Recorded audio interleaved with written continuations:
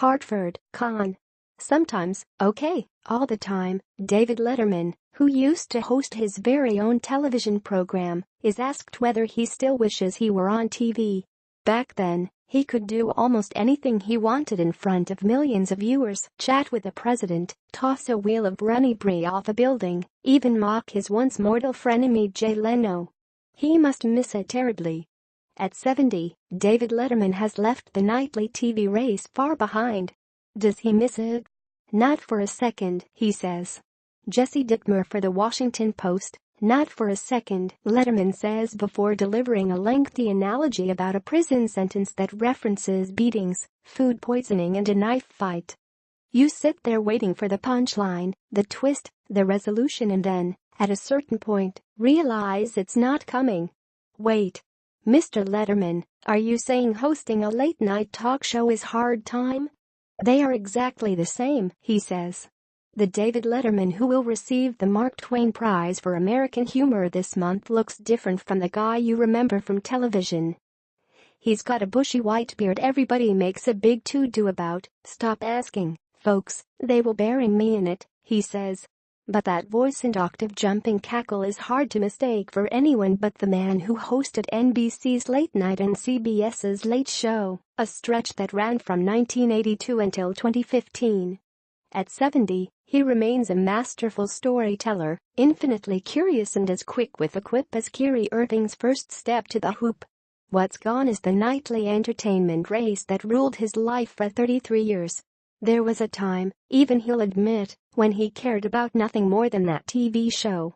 Today, as he tries to keep up with his boy Harry, 13, that former life baffles him. That brooding guy on television, he'll shrug, was a different man. It was the late night wars, OJ's winning, nobody likes me, and everybody likes Jay, he says. Now I think, what was that? Who's at war here?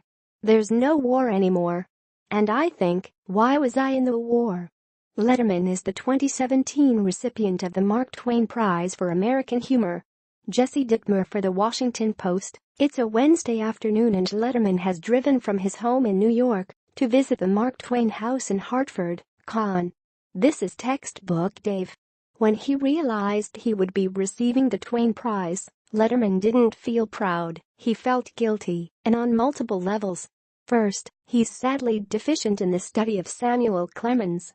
All I really knew about Mark Twain was Tom Sawyer, Huck Finn, trying to get through his autobiography, and then I read a book of his letters, and I'm currently reading The Innocents Abroad, he says, referring to the 685-page travel book.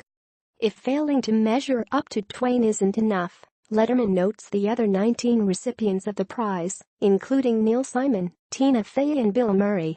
There's one gaping sinkhole on that list at number 20, says Letterman. And it's me. That's a good one. The prize is meant to recognize those who have had an impact on American society in ways similar to Clemens. During his tenure, Letterman invented an entirely new language for television, one steeped in irreverence, edge and sarcasm but fortified, particularly as he grew older, by his presence as a trusted, calming voice. He may have made his name by throwing himself against a Velcro wall, or with the show's monkey cam, yes, a camera strapped to a live chimp, but after the World Trade Center attack, it was Letterman who returned to the air with a somber 8-minute monologue that displayed both a steady hand and a comforting vulnerability. Jimmy Kimmel, a lifelong fan who, as a teenager, had an 8-lira night license plate installed on his Isuzu, admits he thought of Letterman recently when he spoke out, passionately, on his show about healthcare protections and gun control. You reach a point in your career where you feel like you've done enough silly stuff and you realize, thanks to Dave, that it's okay to be serious sometimes, says Kimmel.